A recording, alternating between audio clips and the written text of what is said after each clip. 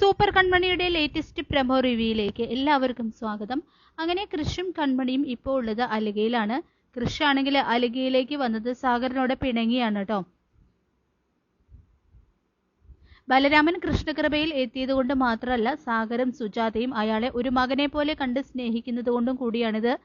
കൺമണിയാണെങ്കിൽ പക്ഷെ മനസ്സ് കൊടുത്ത് ജോബ് കംപ്ലീറ്റ് ചെയ്യാനായിട്ട് രാത്രി അലിഗയിൽ തങ്ങുന്നതാണ്. ഇതേസമയം അവിടെ വെച്ച് നീ ആരാ എൻ്റെ കാര്യത്തിൽ ഇടപെടാൻ, എൻ്റെ വൈഫാണോ എന്നൊക്കെ ചോദിച്ചുകൊണ്ട് കൃഷ് കൺമണിയുടെ നേരെ കയർക്കുന്നുണ്ട്.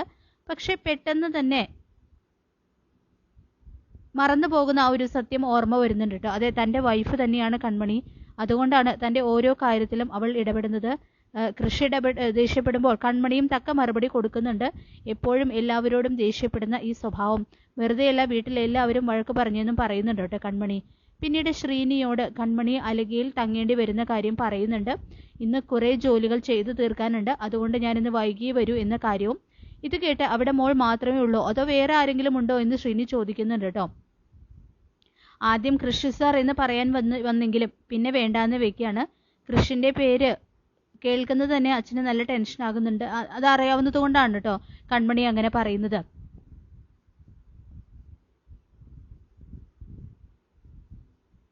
എന്നാൽ ശ്രീനിക്ക് കുറച്ച് പേടിയുണ്ട്. കാരണം വരുണാണെങ്കിൽ ഇപ്പോൾ കല്യാണം നടത്തണമെന്ന് പറഞ്ഞ് അവരെ ഡിസ്റ്റർബ് ചെയ്തുകൊണ്ട് നടക്കുകയാണ്. ഇതേസമയം സാഗറിനെ ദേവിച്ച് വിളിച്ചിട്ട് പറയുന്നുണ്ട്, കൃഷി എന്തായാലും ഇന്ന് വീട്ടിൽ വരില്ല എന്ന് എന്നോട് പറഞ്ഞു.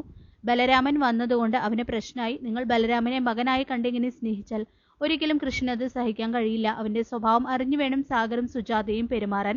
അവന് വലിയ സങ്കടമായി. അതുകൊണ്ട് അവൻ ഇന്ന് അലിഗയിൽ ആണെന്നാ പറഞ്ഞേ എന്ന് പറയുന്നുണ്ട്. പിന്നീട് ഫുഡ് വാങ്ങിച്ചുകൊണ്ട് വരികയാണ് കേട്ടോ കൃഷ് കൺമണി ഉള്ളതുകൊണ്ട് കൺമണിയോട് ഫുഡ് വേണോ എന്ന് ചോദിക്കുന്നുണ്ട്. അതിനിടയിൽ കൃഷ്ണകൃപ കാണിക്കുന്നുണ്ട്. ആന്റിയമ്മ സുജിയോടും സാഗറിനോടും പറയുന്നുണ്ട്, നിങ്ങൾ ഈ കാണിക്കുന്നത് ബുദ്ധിമോശമാണ്.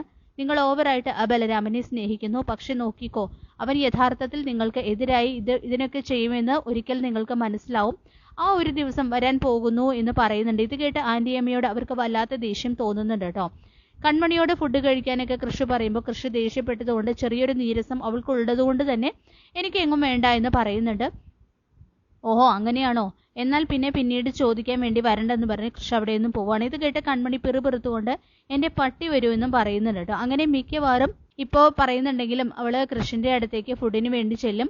അങ്ങനെ അവരുടെ പിണക്കം മാറി വീണ്ടും അവര് ഒന്നിക്കുമായിരിക്കും. കൺമണിക്കും കൃഷിനും നന്നായി അടുക്കാനുള്ള സാഹചര്യം അങ്ങനെ ഇടയ്ക്കിടയ്ക്ക് ഉണ്ടാകുകയാണ് കേട്ടോ ചെയ്യുന്നത്. ഇതറിഞ്ഞാൽ മാനസയുടെ കിളി പാറും എന്നുള്ള കാര്യം ഉറപ്പാണ്. അങ്ങനെ സൂപ്പർ കൺമണിയുടെ വളരെ ത്രില്ലിംഗ് ആയിട്ടുള്ള എപ്പിസോഡുകളാണ് വരാനായിട്ട് പോകുന്നത്. ഈ റിവ്യൂ ഇഷ്ടപ്പെട്ടെങ്കിൽ ലൈക്ക് ചെയ്യുക, ചാനൽ കൂടി ഒന്ന് സബ്സ്ക്രൈബ് ചെയ്യുക. താങ്ക്